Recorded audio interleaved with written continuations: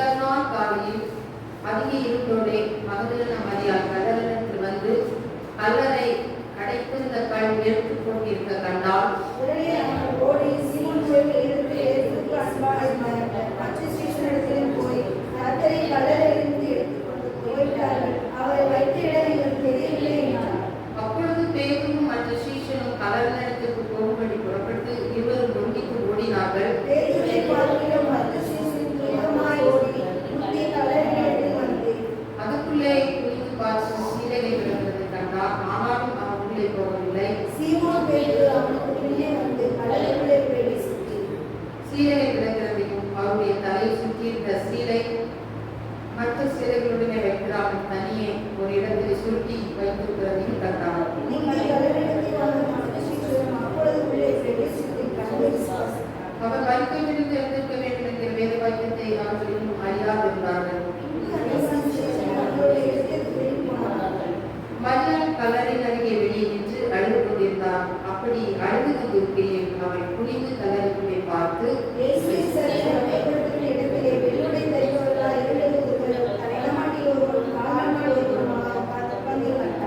அவர்கள் அவரை நோக்கி, ஸ்திரீயே, ஏன் அழுகிறாய் என்றார்கள். அதற்கு அவர், என் ஆண்டவரை எடுத்துக்கொண்டு போய்விட்டார்கள், அவரை வைத்த இடம் எனக்கு தெரியவில்லை என்றார்.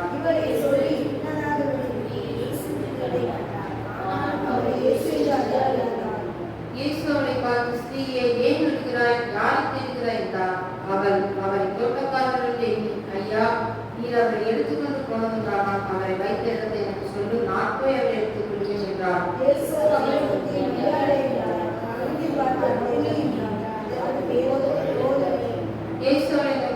என்னை தொடாதே, நான் இன்னும் என் பிதாவிடத்துக்கு ஏறி போவதில்லை. நீ என் சகோதரர்களுக்கு போய், நான் என் பிதாவிடத்துக்கும் உங்கள் பிதாவிடத்துக்கும் என் தேவனத்திற்கும் என் தேவனத்திற்கும் ஏறி போகிறேன் என்று அவர்களுக்கு சொல்லி என்றார்.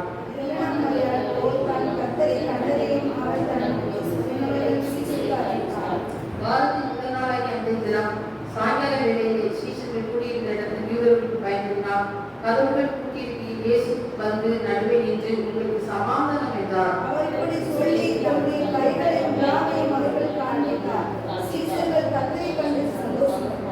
இயேசு மறுபடியும் அவர்களை நோக்கி, உங்களுக்கு சமாதானம் உண்டாவதாக, பிதா என்னை அனுப்பினது போல நான் உங்களை அனுப்புகிறேன் என்று சொல்லி, எவர்களுடைய பாவங்களை மன்னிக்கிறீர்களோ அவைகள் அவர்களுக்கு மன்னிக்கப்படும், எவர்களுடைய பாவங்களை மன்னியாதிருக்கிறீர்களோ அவைகள் அவர்களுக்கு மன்னிக்கப்படாதிருக்கும் என்றார்.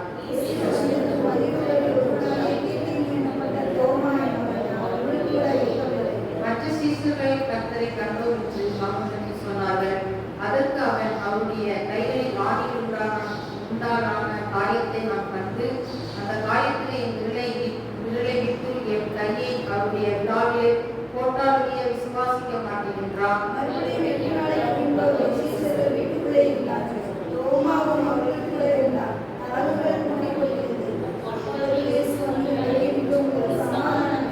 பின்பு அவர் தோமாவை நோக்கி, நீ உன் விரலை இங்கே நீட்டி என் கைகளை பார், உன் கையை நீட்டி என் விழாவிலே போது, அவிசுவாசியாக இராமல் விசுவாசியாக இரு என்றார்.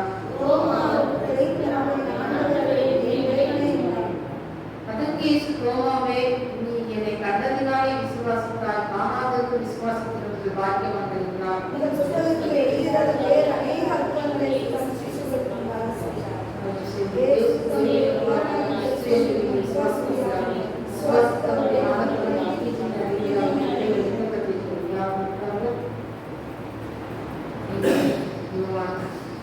அதிகாரத்திலே இங்கே ஆண்டவராகிய இயேசு கிறிஸ்து உயிர்த்தெழுந்தவருடைய சம்பவத்தை குறித்து நாம் வாசிக்கிறோம்.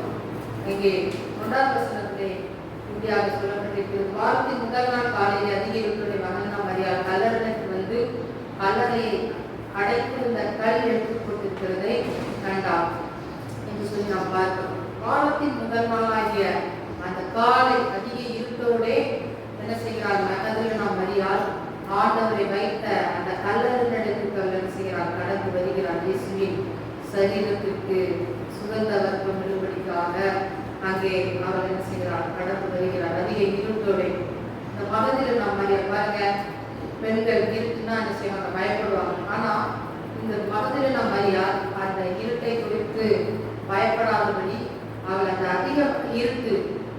இருட்டான நேரத்தில் அவர் செய்கிறார், கடந்து வருகிறார் இயேசுவை பார்ப்பதற்காக, சரீரத்தை பார்ப்பதற்காக. ஆனால் அந்த மரியாள் எப்படிப்பட்ட மரியாள்? அந்த மரியாள், இந்த மகதலேனா மரியாளுடைய பெயர், அவள் ஒரு மரியாளா என்ன செய்தார்? காணப்பட்டார். இந்த மகதலேனா மரியாளுடைய பெயர், அவள் மகதலேனா அவள் இருந்த பட்டணத்தின் பெயர் மகதலேனா பட்டணமா இருந்தபடினால அவளுக்கு மகதலேனா மரியாள் என்ற பெயர் என்ன செய்தது? உண்டாயிற்று. இந்த மகதலேனா மரியாள் குறித்து நாம் பார்ப்போம் என்றால், இவள் ஆண்டவர் மேல் மிகவும் அன்பும் விசுவாசமும் நிறைந்த ஒரு பெண்மணியாய் காணப்பட்டாள். மாத்திரமில்ல, இந்த மகதலேனா மரியாள் ஆண்டவரை முதலில் அவர் என்ன செய்கிறார்? கலிலேயா கடலிலே ஆண்டவர் முதலாக ஊழியம் செய்யும் போது அந்த இடத்துல என்ன செய்கிறார்? அவள் கர்த்தரை சந்திக்கிறார். அப்படியாக இருக்கும்போது அங்கே அவளுக்கு 7 விதமான பிசாசு என்ன செய்கிறது? இந்த மகதலேனா மரியாளுக்கு காணப்படுகிறது. அப்ப அந்த 7 விதமான பிசாசுகளை ஆண்டவர் என்ன செய்கிறார்? துரத்துகிறார். அவளுக்கு சுகம் கிடைக்கிறது. அவள் சுகம் பெற்ற உடனே அவள் இயேசுவுக்கு தொண்டு செய்ய தன்னை முழுவதுமா என்ன செய்கிறார்? ஒப்பு கொடுக்கிறார். அவளுக்கு சுகம் கிடைத்தவுடனே என்ன செய்கிறார்? தன்னை இயேசுவுக்கு முழுவதுமாய் அர்ப்பணித்து விட்டார். இந்த மகதலேனா மரியாளை குறித்து நாம் பார்த்தோம் என்றால், இவள் ஒரு நல்ல ஒரு வசதியான ஒரு பெண். இவள் அநேக காணிக்கைகளினாலும் அவர் கர்த்தரை என்ன செய்தார்? அவருடைய ஊழியத்தை தாங்கினாள் என்று சொல்லி நாம் வேதத்திலே பார்க்கிறோம். என்னுடைய பிள்ளைகளே, அப்போ இந்த மகதலேனா மரியாள் ஆண்டவர் என்றைக்கு அவளுக்கு சுகத்தை கொடுத்தாரோ அந்த நாளிலிருந்து கர்த்தருக்கு அவர் என்ன செய்கிறார்? ஊழியம் செய்கிறார். ஆண்டவர் எங்கெல்லாம் பட்டணங்கள் கிராமங்களுக்கெல்லாம் போறாரோ அதெல்லாம் இவளும் என்ன செய்வா? ஆண்டவர் கூட போய் என்ன செய்வா? ஊழியங்களை ஆண்டவரோடு செய்வா. கூட சீஷர்கள் சென்றாக போனாங்க.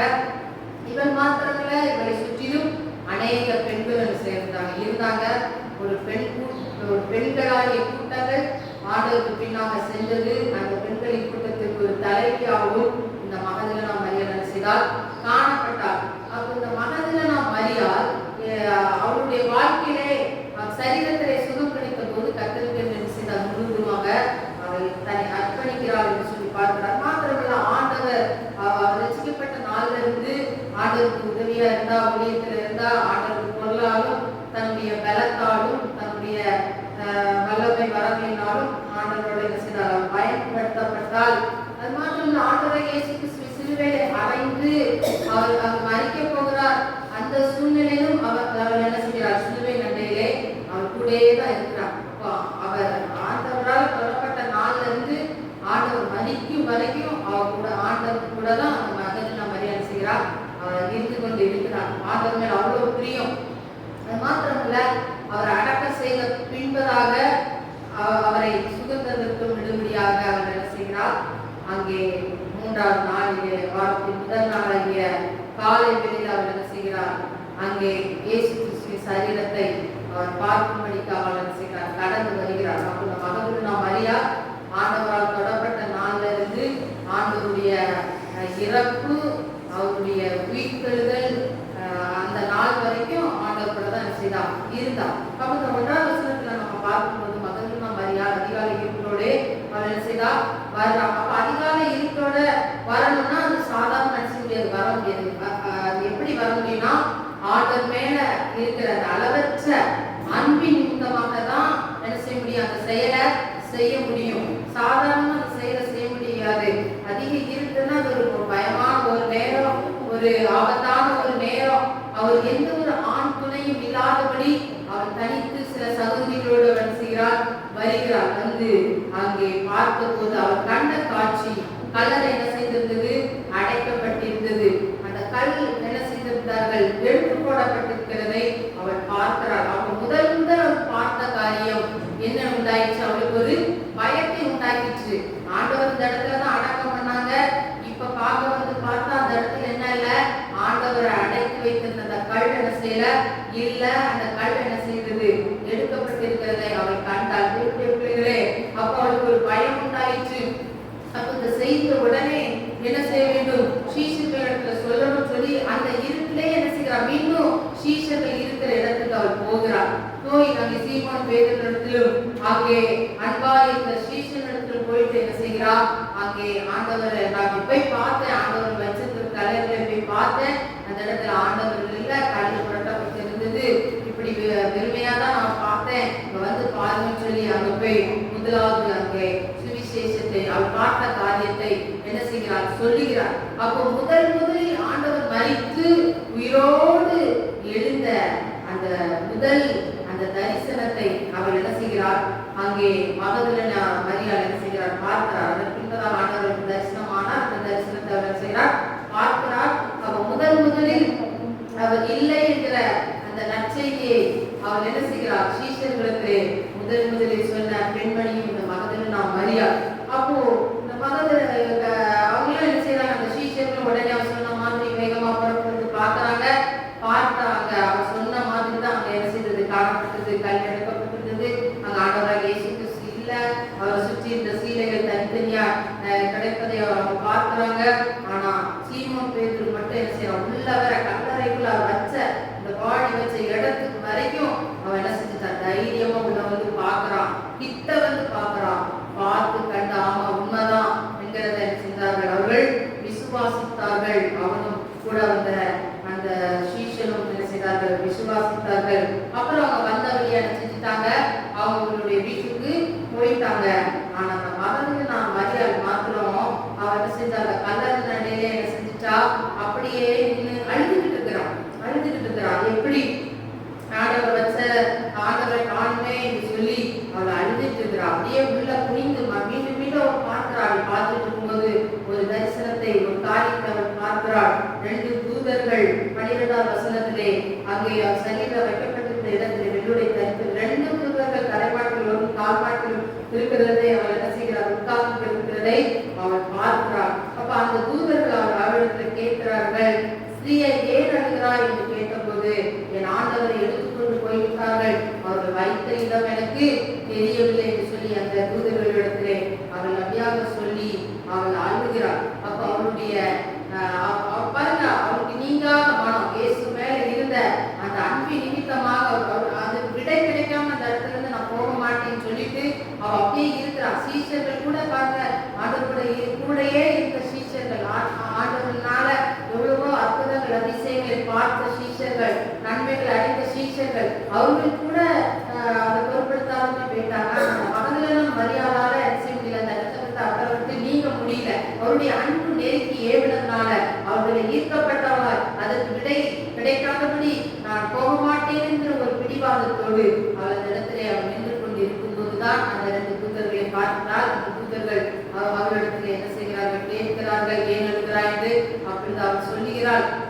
அப்ப அவன் கேட்கிறான், அவரை வச்ச இடம் தெரிஞ்சா நீங்க எனக்கு சொல்லுங்க, எனக்கு தெரியல அப்படின்னு சொல்லி அவ அப்படி புலம்புறான். எவ்வளவு வேதனை, அந்த வச்ச இடம் எனக்கு தெரியலன்னு சொல்லி தாங்க முடியாத வேதனையை சொல்றான். அப்புறம் அவன் சொல்லி திரும்பி பார்க்கறான். பார்த்தாங்க பின்னாடி இயேசு நிற்கிறான். ஆனா இதுதான் இயேசு என்பது அவள் என்ன செய்யல, அறியல. ஏன்னா அவர் ஒரு சாதாரண ஒரு மனிதனை போல, ஒரு தோட்டக்காரரை போல அவர் அந்த இடத்துல நின்றபடினால அவள் என்ன செய்கிறாள், அவரை பார்த்து அதுதான் இயேசு என்று அவளுக்கு என்ன செய்யல, தெரியல. அப்போ அவரும் கேட்கிறாரு, ஏன் நீ அழுலன்னு கேட்கும்போது அவ சொல்றா, தோட்டக்காரன் நினைச்சு ஐயா நீர் அதை எடுத்துக்கொண்டு போனதான்ற அவரை வைத்த இடத்துல எனக்கு சொல்லும், நானும் போய் அவரை என்ன செய்வேன், எடுத்துக்கொள்ளுவேன் என்று சொல்லி வாஞ்சியுடன் அந்த மனுஷனிடத்திலே அவள் சொல்லுகிறார். அப்போ அவளுடைய அந்த அன்பை பார்த்து, அந்த ஏக்கத்தை பார்த்து ஆண்டவரால் என்ன செய்ய முடியல, அவரால் அந்த அன்பை கண்ட்ரோல் பண்ண முடியல. ஆண்டவரால் இயேசு கிறிஸ்து அதை பார்த்த உடனே சொல்றாரு, மரியாளே என்று சொல்லி என்ன செய்கிறார், கூப்பிடுகிறார். அந்த மரியாளே என்கிற கூப்பிடுகிற அந்த சத்தத்தை அவள் கேட்ட உடனே இது இயேசுவின் சட்டம் அல்லவா, இந்த போதகருடைய சட்டம் அல்லவா என்று சொல்லி அங்கே அவள் என்ன சொல்கிறார், ரபுனி என்று சொல்லுகிறார். ரபுனி என்றால் போதகரே என்று அர்த்தம். போதகரே என்று சொல்லி சொல்லுகிறார். உடனே அவள் என்ன செய்கிறார், அடையாளம் கண்டுவிட்டார். அந்த வாய்ஸ், அந்த சத்தத்தை கேட்ட உடனே அவள் என்ன செய்தார், அடையாளம் கொண்டு விட்டார். அப்ப எந்த அளவுக்கு ஆண்டவரை அவ அணுவா தெரிஞ்சிருந்தா, அவருடைய அன்பை அவர் ருசிச்சிருந்தா, அவருடைய வார்த்தை கேட்ட மாத்திரத்தில் இது இயேசுதான் என்று அவளால் காண முடியும். தேவனுடைய பிள்ளைகளே, அவள் அந்த அளவுக்கு அளவு கடக்க முடியாத பாசத்தை ஆண்டவர் மேல வச்சிருந்தா, அடையாளம் கண்டு கொண்டார். அப்ப ஆண்டவர் பேசுறாரு, நீ போய் என்ன நீ தொடாத, நான் பிதானத்துல போகல, ஆனா நீ நான் பார்த்தது நான் பேசுகிற காரியத்தெல்லாம் நீ போய் என் சகோதரத்துல போய் சொல்லி செய்கிறார்? அந்த கட்டளையை ஏற்றுக்கொண்டவளால் அவள் என்ன செய்கிறார்? சீஷர்களுக்கு அறிவிக்கும்படிக்காக மீண்டும் என்ன செய்கிறார்? போகிறார். 19வது வசனத்தை வாரத்தின் முதல் நாளாக அன்றைய தினத்தில் சாயங்காலமே சீஷர்கள் குடியிருக்க இடத்தில் யூதர்களுக்கு பயந்ததினால் கதவுகள் பூட்டியிருக்க இயேசு வந்து நடுவே நிற்கும் சமாதானம் என்று சொல்லி என்ன செய்கிறார்? ஆண்டவர் சொல்லுகிறார். உங்களுக்கு சமாதானம். முதலாவது ஆண்டவர் மகதலேனா மரியாள் மூலமாக நற்செய்தியை சொல்லி அனுப்புகிறார் சீஷர்களிடத்திலே. இரண்டாவதாக ஆண்டவராகிய இயேசு கிறிஸ்து அவரே நேரடியாக ஒரு கூடியிருக்கிற இடத்திலே அந்த வீடு பூட்டப்பட்டிருக்கிறது. அவர்கள் மரணத்துக்கு பயந்து அவர்கள் பயத்தோடு என்ன செய்யறாங்க? ரூபெல்லாம் பூட்டிட்டு அவர் பயந்து இருக்கிறாங்க. அறை பூட்டப்பட்ட அறை வீட்டுகளே இயேசு கிறிஸ்து உள்ளே கடந்து சென்று நடுவே நின்று உங்களுக்கு சமாதானம் என்று சொல்கிறார். அவர்கள் மரண பயத்தோடு இருக்கிற அந்த சீஷர்களை பார்த்து ஆண்டவர் சொல்லுகிற காரியம் சமாதானம். உங்களுக்கு சமாதானம், நீங்க பயப்பட தேவையில்லை, நான் தான் இயேசு கிறிஸ்து என்று சொல்லி அங்கே அவர்கள் நடுவே நின்று அவர்களுடைய கைகள் விழா எல்லாத்தையும் ஆண்டவர் செய்கிறார். அந்த சீஷர்களுக்கு காண்பிக்கிறார். அப்போ அவருடைய 2 கரத்திலே அங்கே ஆணிகளால் குத்தப்பட்ட கடாவப்பட்ட அந்த காயத்தின் தழுவுகள் இருக்கிறது. அதை சீஷர்கள் பார்க்கிறார்கள். பார்த்து அவர்கள் இயேசுதான் என்று கண்டு அங்கே சந்தோஷப்படுகிறார்கள். தேவனுடைய பிள்ளைகளே, அது மாத்திரமல்ல, அவர் சமாதானத்தை அவர் கொடுத்த தேவன் மாத்திரமல்ல, அவர் அடுத்த காரியம் அவர் செய்கிறார். என்ன பிதா பரலோகத்தில் இருக்கிற பிதா என்ன செஞ்சார்? இந்த பூமிக்கு அனுப்பினார். இந்த பூமிக்கு அவருடைய சித்தத்தின்படி இந்த மனுக்குலத்தை மீட்கும்படிக்காக என்ன அவர் அனுப்பினது போல நானும் உங்களை என்ன செய்கிறேன்? அனுப்புகிறேன் என்று சொல்லி பரிசுத்த ஆவியை அவர்கள் மேல் ஊதி நீங்க என்ன செய்ய? பெற்றுக்கொள்ளுங்கள் என்று சொல்லி பரிசுத்த ஆவியை ஊதி அங்கே பரிசுத்த ஆவியை அந்த சீஷர்களுக்கு கொடுக்கிறார். நீங்களே என்னை போல கடந்து சென்று தேவனுக்கு ஊழியம் செய்யுங்கள் என்கிற அந்த ஊழிய பிரதிஷ்டையை அந்த ஆண்டவராய் இயேசு கிறிஸ்து அந்த சீஷர்களுக்கு கொடுக்கிறார், செய்கிறார். அது மாத்திரமல்ல, அங்கே அப்போ முதலில் அந்த சீஷர்களை சந்திக்கும்படியாக இயேசு அந்த அறைக்குள்ள போன போது அந்த இடத்துல திதிமு என்று சொல்லக்கூடிய தோமா என்கிற சீஷன் மாத்திரம் அந்த நாள்ல இல்லை. ஆகவே அது தோமா இடத்துல இயேசுவை பார்த்த சீஷர்கள் சொல்றாங்க, இப்படி இயேசு எங்ககிட்ட வந்தாரு, இல்ல சந்திச்சாரு, எங்ககிட்ட பேசினாரு, நாங்க அவரை பார்த்தோம் அப்படின்னு சொல்லும் போது தோமாவால் என்ன செய்ய முடியல? நம்ப முடியல. இல்ல இல்ல, நீங்க சொல்றதை என்னால நம்ப முடியாது, நான் நேர்ல அவரை பார்க்கணும், என் கை விரல அவருடைய காயத்தின் மேல நான் வச்சு அதெல்லாம் பார்த்தாதான், தொட்டு பார்த்தாதான் நம்புவேன் அப்படின்னு சொல்லி அவன் என்ன செய்யறான்? இருக்கிறான். அவனுடைய ஆழமான அந்த அன்பையும் ஆண்டவர் அறிந்தவராய் மறுபடியும் 8 நாளைக்கு பின்பதாக அந்த தோமாவை சந்திக்கும்படிக்காக ஆண்டவர் என்ன செய்தார்? கடந்து வந்தார். அப்ப கதவுகள் பூட்டப்பட்டிருந்தது. அப்போ இயேசு நடுவே நின்று உங்களுக்கு சமாதானம் சொல்றாரு. அப்ப தோமாவை பார்த்து நீ விரலை நீட்டி கைகளை நீட்டி பார், விழாவை போடு, அவிசுவாசியாகிறான் விசுவாசியாக இருந்து தோமாவை பார்த்து சொல்றார். பாருங்க, அப்ப ஆண்டவரை இயேசு கிறிஸ்து நினைச்சிருந்தா போயிருக்கலாம், சீஷர்களுக்கு தரிசனம் ஆயாச்சு அப்படின்னு போயிருக்கலாம். ஆனாலும் அந்த ஒரு தோமா அந்த இடத்துல மிஸ் ஆகுறாங்க.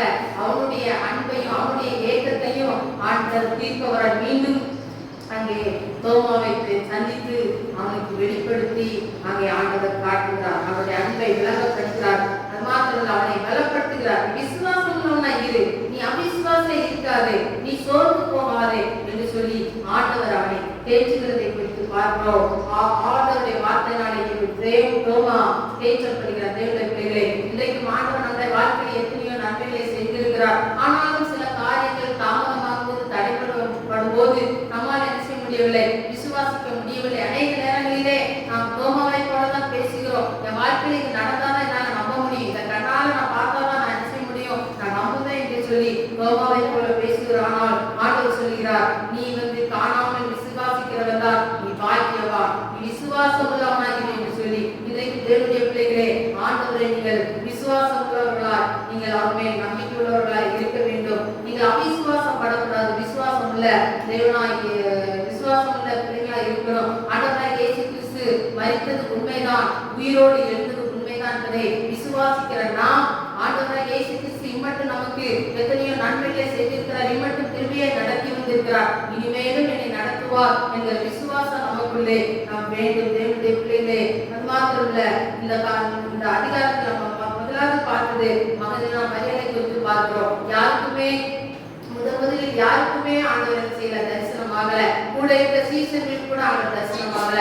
ஆனா மகதலேனா மரியாளுக்கு மாத்திரம்தான் ஆண்டவர் முதலில் அவரை தத்ரூபமாக நேரடியாக அவர் முன்னாடி வெளிப்பட்டு முதலில் பெயரிட்டு கூப்பிடுறதும் அந்த மகதலேனா மரியாள் தான். மகதலேனா மரியாள் எவ்வளவு ஒரு பிளஸடான உமன், எவ்வளவு ஒரு ஆசீர்வதிக்கப்பட்டதான பெண்ணாய் அவள் காணப்பட்டாள். தேவனுடைய பிள்ளைகளை, அவள் ஆசீர்வதிக்கப்பட்ட பெண். காரணம், அவள் தேவன் மேல் மிகுந்த அன்புள்ளவளாய் இருந்தார், தேவனை மிகவும் நேசிக்கிறவளாய் இருந்தார். இன்றைக்கு நீங்கள் யாரை நேசிக்கிறீர்கள்? தேவனுடைய பிள்ளைகளை, உலகத்தையா, இல்லைன்னா உங்களை சுற்றி இருக்கிற உங்கள் குடும்பத்தையா, உங்களுடைய பிள்ளைகளையா, இல்லைன்னா நீங்க எதிர்பார்த்து நீங்கள் வேற உலக பிரகாரமான காரியத்தை எதை நீங்கள் நேசிக்கிறீர்கள்? இன்னைக்கு மகதலேனா மரியாதை போல ஆண்டவராய் இயேசு கிறிஸ்துவை நீங்கள் நேசிக்கும் போது அதிகாலை இருட்டோட மகதலேனா மரியாள் கர்த்தரை தேட கண்டு போனது போல நீங்களும் அதிகாலையிலே கர்த்தரை உண்மையாய் வாஞ்சோடு தேடுவீர்களா? ஆண்டவர் உங்களுக்கும் வெளிப்படுவார், உங்களையும் பேரிட்டு அழைப்பார், உங்களோடு பேசுவார். யாருக்கு கொடுத்தார் தரிசனத்தை ஆண்டவர்களுக்கு வெளிப்படுத்துவார். உங்களை பாக்கியமுள்ள ஆசீர்வதிக்கப்பட்ட பெண்ணாக, மகளாக மாற்றுவார். தக்கதான வார்த்தைகளை ஆசீர்வதிக்கிறார். வாசிங்கள் மத்தேயு 28ஆம் அதிகாரம் 6ஆம் வசனத்தை வாசிக்கும். மத்தேயு 28ஆம் அதிகாரம் 6ஆம் வசனத்தை வாசிக்கும். அவர் இங்கே இல்லை, தாம் சொன்னபடியே உயிர்த்தெழுந்தார். எல்லாம் சேர்ந்து 3 முறை வாசிக்கும். அவர் இங்கே இல்லை. எல்லாம் சேர்ந்து வாசிங்க. அவர் இங்கே இல்லை, சொன்னபடியே உயிர்த்தெழுந்தார். தேவத்தை வந்து பாருங்க. இரண்டாவது முறை, அவர் இங்கே இல்லை, நான் சொன்னபடியே உயிர்த்தெழுந்தார். இன்னொரு முறை, அவர் இங்கே இல்லை, நான் சொன்னபடியே உயிர்த்தெழுந்தார். அல்லேலூயா, அல்லேலூயா, அல்லேலூயா. வேதத்திலே எத்தனை பேர் உயிர்த்தெழுந்தார்கள் தெரியுமா? சொல்லுங்க பார்க்கலாம். எத்தனை பேர் சொல்லுங்க?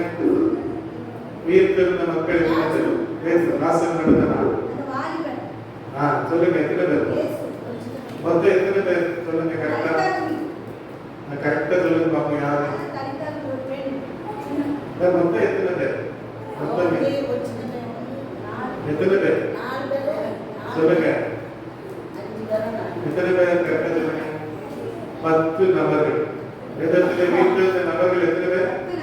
புதிய ஏற்பாட்டிலும் பழைய ஏற்பாட்டிலும் கிட்டத்தட்ட 10 நபர்களை கர்த்தர் உயிரோடு எழுப்பியிருக்கிறார். அல்லேலூயா, அல்லேலூயா. இயேசுவின் உயிர்த்தெழுதல் திட்டம் என்பது அது முன்பே தீர்மானிக்கப்பட்டது. அல்லேலூயா. ஏன் இயேசு கிறிஸ்து இந்த பூமியில வர வேண்டும்? சொல்லுங்க. ஏன் இயேசு கிறிஸ்து இந்த பூமியில வந்தார்? சொல்லுங்க. எதனால? ஆண்டவர் ஆதாம் ஏவாளை உண்டாக்கினார். அவர்களுக்கு ஒரு தோட்டத்தை கொடுத்தார். சுற்றி ஆறுகளை கற்றுக் கொடுத்தார். 4 ஆறுகளை கொடுத்தார். ஆனாலும் அவர்களை பிசாசு ஏமாற்றி அவர்களை பாவம் செய்ய வைத்தார். அல்லேலூயா. அதிநிமித்தமாக பிசாசு அவர்களை அவன் என்ன செய்தான்? அடிமையாக்கி விட்டான். அப்ப அடிமைத்தனத்தில் இருக்கிற மக்களை மீட்க வேண்டும் என்றால் தேவன் மனுஷனாக இந்த பூமிக்கு வந்து அவர் ஜீவனை கொடுத்து நம்மை காப்பாற்றினார். அல்லேலூயா. அதற்காக இயேசு வந்தார். இயேசு இந்த உலகத்தில் பிறந்தார். இயேசு இந்த உலகத்தில் 33 வருஷம் இருந்தார். எத்தனை வருஷம்? 33 வருஷம். வாலிப பையன், ஒரு வாலிப இளம் வாலிபன், வாலிபனாக இயேசு வாலிப ரத்தத்தை நமக்காக செய்தார். அல்லேலூயா சொல்லுங்க. அல்லேலூயா. ஏசாயா 53:5 சொல்லுங்க. நம்முடைய வீட்டில் இருந்தவர் காயப்பட்டார், நம்முடைய அக்கிரமத்தின் நிமித்தவர் நொறுக்கப்பட்டார், நமக்கு சமாதானத்தை கொண்டு கொண்ட தண்டனை அப்படி தடுப்புகளால் நாம் என்ன செய்கிறோம்? குணமாகிறோம். அல்லேலூயா. கிறிஸ்து பிறப்பதற்கு 500 ஆண்டுகளுக்கு முன்பதாக கிறிஸ்துவினுடைய பிறப்பை குறித்து சொன்னவன் இந்த ஏசாயா. கிறிஸ்துவினுடைய மரணத்தை குறித்து சொன்னவன். அங்கே சங்கீதம் 16ஆம் சங்கீதம் 10ஆம் வசனத்தை வாசிக்க பார்க்கலாம். சங்கீதம் 16:10. சங்கீதம் 16:10.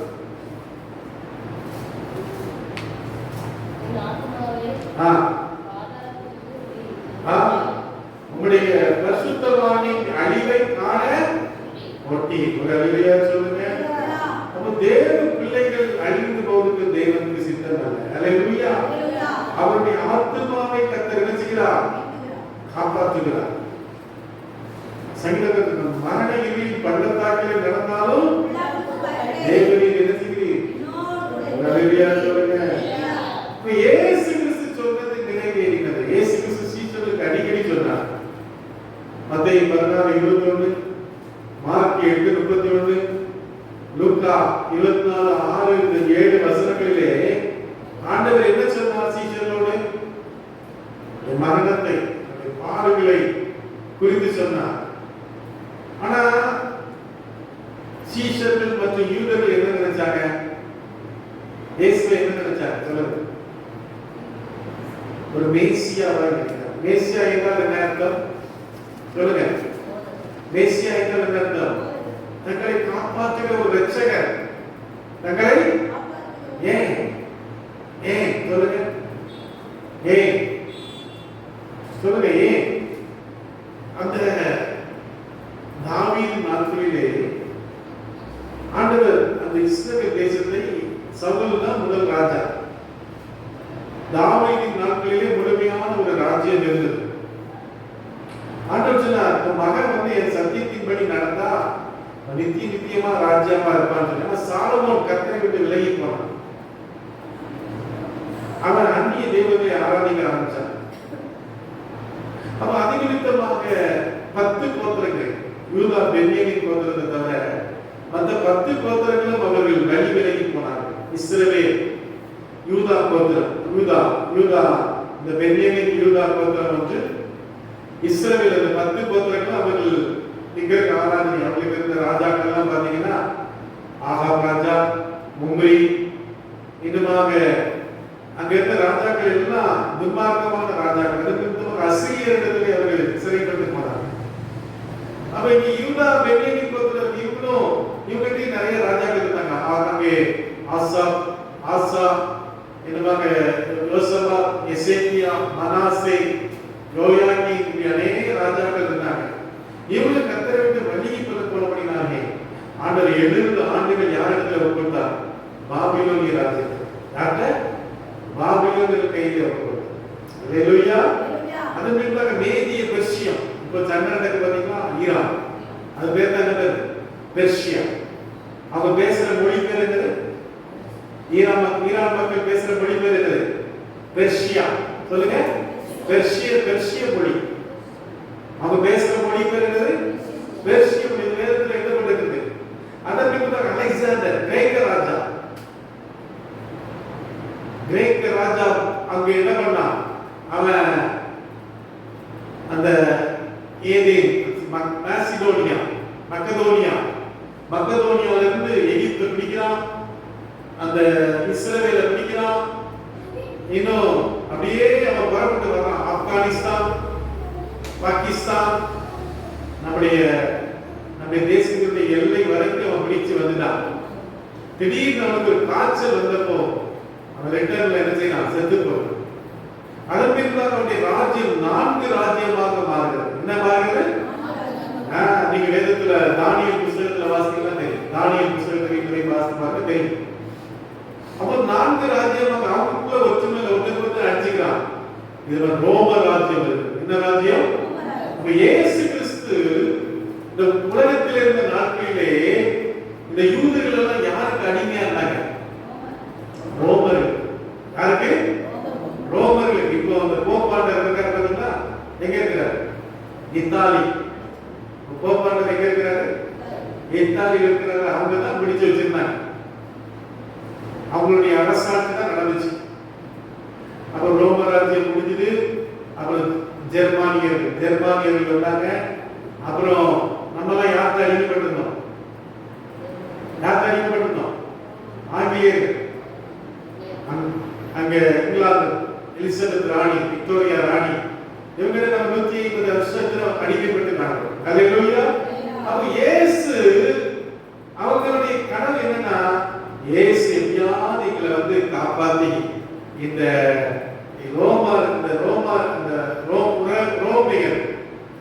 ரோமியர்கள் எங்களை காப்பாத்தி எங்களை ஒரு ராஜா இருக்கிற ஒரு எதிர்பார்ப்போடு இருந்தார். ஒரு அலையா சொல்லுங்க. ஆனா இயேசு வந்தது நோக்கம் என்ன சொல்லுங்க? எதுக்காக வந்தார்? வச்சுக்கிறா எப்படி வச்சுக்கிறா? இப்படி சொல்லுங்க. நம்ம என்ன கொண்டாடணும்? வெள்ளிக்கிழமை என்ன வெள்ளிக்கிழமை? அது என்ன அர்த்தம்? அதான் என்ன அர்த்தம் சொல்லுங்க. சொல்லு சொல்லு சொல்லு சொல்லு. இயேசு வந்தது நோக்கம் என்ன? சிலுவையில் மரிக்க அவர் காப்பாற்றுவதற்காக. அவர் ரோமியர்களுக்கு காப்பாற்றுவதற்காக வரல. அவங்க எல்லாம் என்ன நினைச்சாங்க? நம்ம எப்படியாவது காப்பாற்ற. அதனாலதான் யூதாஸ் காட்டி கொடுத்தான். அவன் பரபாசோடு இருந்தவன் யூதாஸ். அப்போ அவன் நினைச்சா எப்படியாவது ஆண்டவர் பயங்கரமா சண்டை போட்டு வாழெல்லாம் கத்தியெல்லாம் வச்சு சண்டை போட்டு அவர் என்ன பண்ணுவாரு? இவர்களுக்கு நம்ம காப்பாத்தினா பயங்கர கொடுமையா இருந்துச்சு. இப்ப பாத்தீங்கன்னா வரி வரி வரி, எதுக்கு எடுத்தாலும் வரி. அரசாங்கம் நமக்கு எதுனாலும் சாப்பிட போனா வரி, எதுனாலும் வரிதான். குடுக்க முடியாது. பஸ்ல போக முடியாது, வண்டியில போக முடியாது, கார்ல போக முடியாது, எல்லாத்துக்கும் வரிதான். இதே போலதான் அந்த நாட்களிலே மக்கள் மிகவும் கஷ்டப்பட்டார்கள். எப்படி எகிப்திலே இஸ்ரவேல் ஜனங்கள் 430 வருஷம் கஷ்டப்பட்டார்கள், அதே போல கஷ்டப்பட்ட. அப்ப அவருடைய கனவு எங்கேயாவது கடவுள் நம்மை விடுதலை ஆக்குவார், நமக்கு ஒரு ராஜ்யத்தை அமைத்து கொடுப்பார். ஆண்டவர் அந்த பூமி எல்லாம் என்னுடைய ராஜ்யம், என்னுடைய ராஜ்யம் பார்க்க ஹalleluya சொல்லுங்க. ஹalleluya. இயேசு உயிர்த்தெழுந்ததுக்கு சாட்சி என்ன சொல்லுங்க? யாரா சாட்சி? பாஸ்டர் அழகா பிரசங்கம் பண்ணாங்க. என்ன என்ன என்ன பத்தி பேசுறாங்க? யார் சொன்னா? என்ன யாருக்கு சொன்னாங்க? நம்ம அதுக்குள்ள மறந்துட்டீங்களா? யாருக்கு பிரசங்கம் பண்ணாங்க? மரியா. இயேசுவோட சீஷர்கள் ஒரு சாட்சி. இயேசு நீங்க இன்னைக்கு ஆண்டவருக்கு ஒரு சான்ஸ் கொடுத்து நீங்க இஸ்ரவேல் தேசத்துக்கு போனா, இஸ்ரவேல் தேசத்துல இயேசு கிறிஸ்துவின் காலியான கல்லறை, ஒரு அல்லேலூயா சொல்லுங்க. இயேசு கிறிஸ்துவை வச்சு நம்ம ஒரு மாதிரி அடக்கம் பண்ணாங்க. நம்ம எப்படி அடக்கம் பண்ணுவாங்க? ஒரு குழி தோண்டி அந்த குழிக்கு ஒரு பெட்டிக்குள்ளேயும் ஒரு இதுல வச்சு எழுதுவாங்க, உள்ள வச்சு மூடிடுவாங்க. ஆனா இயேசு கிறிஸ்துவை எப்படி அந்த நாட்கள் எப்படி அடக்கம் பண்ணாங்கன்னா, அது ஒரு சின்ன ஒரு குகை மாதிரி இருக்கும். அது முன்னால தோட்டம் இருக்கும். அப்ப அந்த குகைக்குள்ள கொண்டு போய் இயேசு கிறிஸ்துவின் பாடியை வச்சுருவாங்க. இந்த இந்த மக்கள் இருக்கிறாங்கல்ல, இந்த எகிப்தியர், இந்த இஸ்ரவேல் யூதர்களுடைய வழக்கம் என்னன்னா, ஒரு மனுஷன் செத்துட்டானா 40 நாள் வரைக்கும் என்ன செய்யும்? நம்ம 40 கொண்டாடுறாங்க. ஒரு நாள் செத்து போயிட்டா 40 நம்ம கொண்டாடுறோம் பாத்தீங்களா? 40 நாள் வரைக்கும் என்ன செய்யும்? ஆவி வேதத்துல இருக்குது. இயேசு கிறிஸ்து மரித்து 40 நாள் வரைக்கும் அவர் பூமியில தான் இருக்காருன்னு சொல்லி என்ன செய்யறது? வேதத்துல இருக்குது. அப்ப அவங்க என்ன பண்ணாங்க? இதனால அந்த வாசனை திரவியம் இதெல்லாம் வச்சா உடம்பு என்ன செய்யறது? சீக்கிரமா கெடாது. நம்ம என்ன செய்யணும்? உடம்பு கெடாம இருக்கிறது உப்பு போட்டு என்ன செய்யும்? செத்த உடனே பாத்தீங்கன்னா உப்பு பாக்கெட்டா போட்டுருவாங்க. ஏன்? அது கொஞ்ச நாள் கெடாது. அதானே இந்த கருவாடே பாத்தீங்கன்னா இந்த கெடாம இருக்கிறதுக்கு என்ன இதுல வைக்கணும்? உப்புலதான் வைக்கணும். அதே போல அவங்க என்ன பண்ணாங்க? வாசனை திரவியங்கள், வெள்ளை கோலம், சுகந்த வர்க்கம், இப்படி வாசனை திரவியங்கள் அதெல்லாம் வைக்கும் போது உடம்பு கொஞ்ச நாள் என்ன செய்யாது? கெடாது. அதுக்காக தான் பாத்தீங்கன்னா மரியா உழைப்போம். ஹalleluya. ஆனால் இயேசு கல்லறை இருந்துச்சு, காலியாக இருந்துச்சு. நீங்க போனாலும் பார்க்கலாம். எங்க அப்பா அம்மா, எங்க அப்பா ஒருத்தர போனாங்க, அப்புறம் அப்பா அம்மா ஒருத்தர போயிட்டு இருந்தாங்க. அவங்க சொன்ன காரியம் அப்படிதான். அந்த கல்லறை இருக்கிறது காலியாக இருக்குது. ஹalleluya சொல்லுங்க. ஹalleluya. இயேசு கிறிஸ்து அவர் எத்தனை பேருக்கு தோன்றினார்? உயிர்த்தெழுந்தது எத்தனை பேருக்கு? அப்போஸ்தலர் நடவடிக்கைகளை வாசிப்பாங்க. அப்போஸ்தலர் நடவடிக்கைகள் 1ஆம் அதிகாரம்.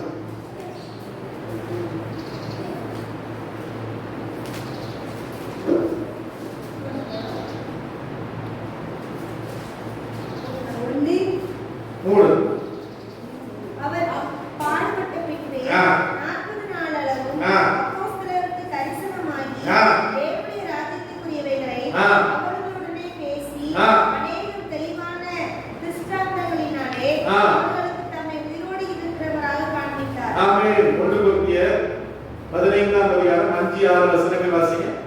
1 கொரிந்தியர் 15ஆம் அதிகாரம் 5-6 வசனம்.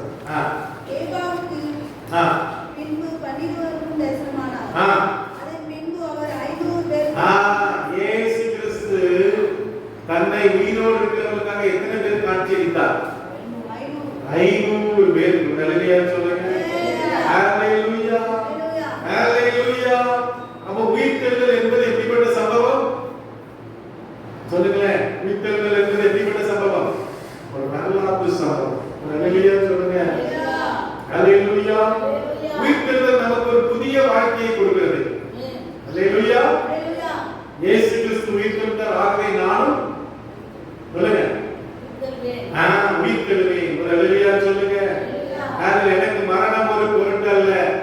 அங்கே கண்ணை மூடினா அங்கே கண்ணை திறக்கு. ஹல்லேலூயா சொல்லுங்க. நீங்க நம்ம ஆண்டவர் சொன்னார்ல, நீ இன்னைக்கு என்னோட கூட பரதேசி இருப்பார். இப்போ பரதேசி என்பது என்னது? மரித்த பரிசுத்தவான்கள் இளைப்பாறும் இடம். ஹல்லேலூயா சொல்லுங்க. இன்னைக்கு நம்ம கூட மரிச்சவங்க பாட்டியம்மா இறந்து போயிட்டாங்க.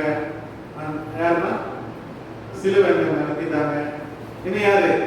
இந்த அக்காவுடைய தங்கை, நம்ம அக்கா இந்த அக்கா பேரு சாந்தி அக்கா, எங்க அம்மா. இப்ப இவங்க எல்லாம் எங்க இருக்கிறாங்க? பரதேசில இருக்காங்க. ஹல்லேலூயா சொல்லுங்க. ஹல்லேலூயா. அப்போ ஒரு எக்கால தொனி உண்டாகும். அப்ப எக்கால தொனி உண்டாகும் போது நம்ம என்ன செய்யணும்? இயேசு கிறிஸ்துவோடு நம்ம போறோம். அது 1 தெசலோனிக்கர் 4ஆம் அதிகாரத்துல இருக்குது 14ஆம் வசனம். வாசிங்க அந்த வசனம். 1 தெசலோனிக்கர் 4ஆம் அதிகாரம் 14ஆம் வசனத்துல இருந்து வாசிங்க பாருங்க. 1 தெசலோனிக்கர் எத்தனை பக்கம் சொல்லுங்கமா இருக்காது? 1 தெசலோனிக்கர் 4 பக்கம் பாத்தீங்கன்னா 281. 13ல இருந்து வாசி. 13. அன்றியோ சகோதரரே, நித்திரை அடைந்தவர்களை நிமித்தம் நீங்கள் நம்பிக்கையற்றவர்களான மற்றவர்களைப் போல துக்கித்து அறிவில்லாததற்கு எனக்கு மனதில்லை. இயேசுவானவர் மரித்து பின்பு எழுந்தார் என்று விசுவாசிக்கிறோமே. அப்படியே இயேசுவுக்குள் நித்திரை அடைந்தவர்களையோ தேவன் அவரோட கூட கொண்டு வருவார். கர்த்தருடைய வார்த்தையை 16 ஏனெனில் கர்த்தர் தாமே ஆரவாரத்தோடும் பிரதான தூதருடைய சத்தத்தோடும் தேவ எக்காளத்தோடும் வானத்திலிருந்து இறங்கி வருவார். அப்பொழுது கிறிஸ்துவுக்குள் மரித்தவர்கள் முதலாவது எழுந்திருப்பார்கள். பின்பு உயிரோடு இருக்க நாமும் கர்த்தருக்கு எதிர்கொண்டு போக மேகங்கள் மேல் அவர்களோடு கூட ஆகாயத்தில் எடுத்துக்கொள்ளப்பட்டு எப்பொழுதும் கர்த்தருடைய கூட இருப்போம்.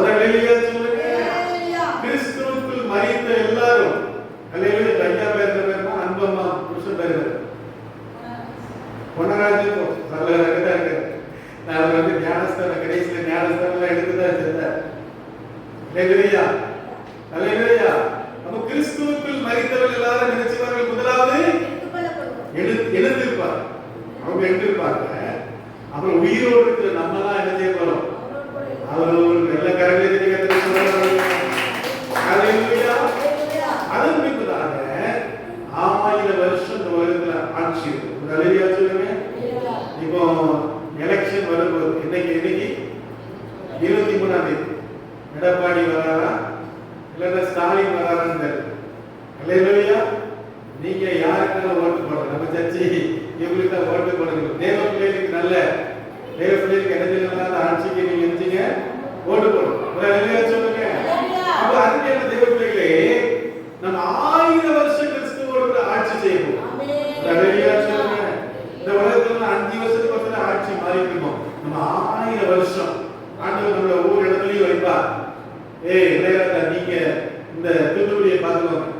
இன்னொருத்தர் யாரு? சந்தனக்கா நீங்க இந்த ஏரியா பார்த்துக்கோங்க அப்படின்னு சொல்லி ஆண்டவர் நம்மை தலைவர்களாக வந்து வைப்பார். ஹல்லேலூயா சொல்லுங்க. ஹல்லேலூயா. அப்போ உயிர்த்தெழுந்த இயேசு நமக்கு என்னத்தை கொடுக்கிறார்? ஜெயத்தை கொடுக்கிறார். ஹல்லேலூயா. ஹல்லேலூயா. 1 கொரிந்தியர் 15:55-57 மரணமே உன் ஊரெங்கே, சாதாரணமே உன் ஜெயமெங்கே. ஹல்லேலூயா. பிசாசு மரணத்தினாலே அவரை அடக்கி வைக்க அங்கே ஆசைப்பட்டார். அவர் உயிர் தெழக்கூடாதுன்னு சொல்லி அதை கல்லறையெல்லாம் வச்சு கல்லெல்லாம் வச்சு பார்த்தான். ஆனா கர்த்தர் எல்லாத்தையும் பேர்த்து கொண்டு வந்த எல்லா கரங்களையும் வெளிப்படுத்தல் 1:18 சொல்ல இதோ மரித்தேன் ஆனால் சதா காலங்களில் உயிரோடு கூட இருக்கிற எல்லா கரங்களை கட்டி கல்லறை இருக்கிறது காலியாக இருக்கிறது. கிறிஸ்து உயிரோடு கூட இருக்கிறார். நமக்கு நித்திய ஜீவன் கிடைக்கிறது. ஹல்லேலூயா சொல்லுங்க. ஏன் நமக்கு முக்கியம்? கிறிஸ்தவர்களுக்கு ஏன் நமக்கு கிறிஸ்துவுடைய உயிர்த்தெழுதல் முக்கியமா இருக்கிறது சொல்லுங்க பார்க்கலாம். எதுக்காக முக்கியம்? நம்முடைய விசுவாசத்தினுடைய அடித்தளம். ஹல்லேலூயா. ரோமர் 10ஆம் அதிகாரம் 9-10 வசனங்களிலே கர்த்தராகிய இயேசு கிறிஸ்துவை நாவினால் அறிக்கையிட்டு அவர் மரித்தோரிலிருந்து உயிர்த்தெழுந்தார் இருதயத்தில் விசுவாசம் நீ ரட்சிக்கப்படுவாய். ஒரு அல்லேலூயா சொல்லுங்க. ரட்சிப்பினுடைய அடித்தளம் என்னது? உயிர்த்தெழுதல். அல்லேலூயா. ஒரு புதிய வாழ்க்கை. ஒரு கிறிஸ்துவுக்குள் இருந்தால் எப்படி இருக்கிறோம்? ஒரு ஜீவ நம்பிக்கை ஆண்டவர் கொடுக்கிறார். அல்லேலூயா. அல்லேலூயா. பழைய ஏற்பாட்டிலே தீர்க்கதரிசனம் சொல்லப்பட்டது. இயேசு முன்கூட்டியே சொன்னார். 3ஆம் நாளில் நடந்தது. பலர் பார்த்தனர், அப்போஸ்தலர்கள் அறிவித்தனர், நமக்கு ரட்சிப்பை தருகிறது. ஒரு அல்லேலூயா சொல்லுங்க. அல்லேலூயா. பழைய ஏற்பாட்டில் யாரெல்லாம் உயிரோடு எழுதினா? சாரிபா விதவையின் 1 ராஜாக்கள் 17:24 வாசிக்கிறோம். சூனே ஸ்திரீயினுடைய மகன். வச்சிருக்க நீ வீட்டுல வச்சு பாருங்க. வீட்டுல வச்சு பாருங்க. கொடுக்க வேண்டாம் வச்சு வீட்டுல வச்சு பாருங்க. சூனேமித்தியாருடைய மகன். அல்லேலூயா. எலிசா மரித்து எப்படியாச்சு? எலிசா மரித்து அவனை அடக்கம் பண்ணிட்டாங்க. எலிசாவை அடக்கம் பண்ணிட்டாங்க. அடுத்த வருஷம் யுத்தம் நடக்குது. இஸ்ரவேலுக்கும் சீரியாவுக்கும் யுத்தம் நடக்குது. ஒரு மனுஷன் செத்து எலிசா அந்த கல்லறையில விழும்போது அவன் எலும்பு ஒரு வருஷம் ஆனா என்ன ஆயிரும்? எலும்பாயிரும். அந்த எலும்புகள் பட்டு ஒருத்தன் உயிரோடு இருந்தான். நீங்க வாசித்து பாத்தீங்கன்னா எங்க இதை குறித்து எங்க சொல்லப்பட்டிருக்குன்னா 2 ராஜாக்கள் 13:20-21 வீட்டுல எழுதி வச்சிருக்கோம். வேணா நீங்க வரும்போது ஒரு நோட் கொண்டு வந்து எழுதி வைக்கணும். 2 ராஜாக்கள் 13ஆம் அதிகாரம் 20-21 வசனங்களை வாசிக்கும் போது வாசிங்க. அந்த வசனத்தை வாசிங்க. எலிசா மரணமடைந்தான். அவனை அடக்கம் பண்ணினார்கள். மறுவருஷத்திலே மோவாபியரின் கண்ணுகள் தேசத்திலே வந்தது. அப்பொழுது அவர்கள் ஒரு மனுஷனை அடக்கம் பண்ண போகையில் கர்த்தர் தன்னை கண்டு அந்த மனுஷனை எலிசாவின் கல்லறையில் போட்டார்கள். அந்த மனுஷனின் பிரேதம் அதிலே விழுந்து எலிசாவின் எலும்புகளின் மேல் பட்டபோது அந்த மனுஷன் உயிரடைந்து தன் கால்களை ஊன்றி எழுந்திருந்தார். அல்லேலூயா. அல்லேலூயா. அந்த கைகளால நிறைய பேச முடியல. அப்போ பாருங்க, பழைய ஏற்பாட்டுல சாரிபாத் விதவையின் மகன், சூனே அந்த சகோதரியுடைய மகன், எலிசாவுடைய எலும்புகள் பட்டு ஒரு சகோதரன், இப்படி 3 பேர் உயிரோடு கூட எழுப்பினார். அல்லேலூயா. புதிய ஏற்பாட்டுல இயேசு யாரெல்லாம் உயிரோடு எழுப்பினார்? யாவீருடைய அந்த ஜபாலை தலைவர், லூக்கா 5ஆம் அதிகாரத்தில் ஜபாலை தலைவருடைய மகள் நாயினூர் விதவை, அவருடைய வாலிப பையனை கத்தரிச்சார். லாசு அவன் ஒரு வாலிப மகன் தான். அவனையும் உயிரோடு எழுப்பினார். இயேசு கிறிஸ்து எழுதினார், உயிரோடு எழுப்பினார்.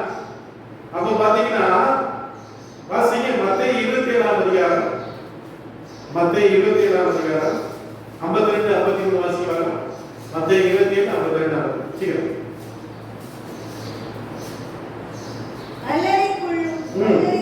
கல்லறைகளும் திறந்தது. நித்திரை அடைந்திருந்த அநேக பரிசுத்தவான்களுடைய சரீரங்களும் எழுந்திருந்தன. அப்ப இயேசு கிறிஸ்து உயிர்த்தெழும்போது அநேக பரிசுத்தவான்கள் எழுந்திருக்காங்க, உயிரோடு எழுந்திருக்காங்க. பாத்தீங்களா? அது மரித்த போதாமா? இயேசு கிறிஸ்து மரித்த போதா? அதான் மரித்த போதுன்னா இயேசு கிறிஸ்து மரித்த போது நிறைய கல்லறைகள் திறந்து அநேக பரிசுத்தவான்கள் உயிரோடு எழுந்தாங்கன்னா எழுதிருக்காங்க. அல்லேலூயா. அப்புறம் பாத்தீங்கன்னா அப்போஸ்தலர்கள் யாரெல்லாம் உயிரோடு எழுதினாங்க? பேதுரு யார் உயிரோடு எழுதினாங்க? தபித்தாள் என்று சொல்லக்கூடிய ஒரு சகோதரி. அப்போஸ்தலர் 9:36-41. யூதிகு பவுல் பிரசங்கம் பண்ணிட்டு இருக்கும்போது ஒரு மனுஷன் இருந்தான், தூங்கி விழுந்துட்டான். அப்ப கர்த்தர் அவனை என்ன செய்தார்? உயிரோடு எழுப்பினார். ஒரு அல்லேலூயா சொல்லுங்க. அப்ப எத்தனை பேர் வேதத்துல கிட்டத்தட்ட எத்தனை பேர் உயிரோடு எழுப்பிருக்காங்க? 10க்கும் அதிகமான பேர். ஒரு அல்லேலூயா சொல்லுங்க. அல்லேலூயா. அப்ப அருமையான தேவ பிள்ளைகளே, நாமளும் ஒரு நாள் உயிரோடு எழுப்ப போறோம். அல்லேலூயா. நாம் மரித்து நம்மோடு மண்ணாய் போக போறதில்லை. தேவன் நம்ம உயிரோடு எழுப்புவார். அல்லேலூயா.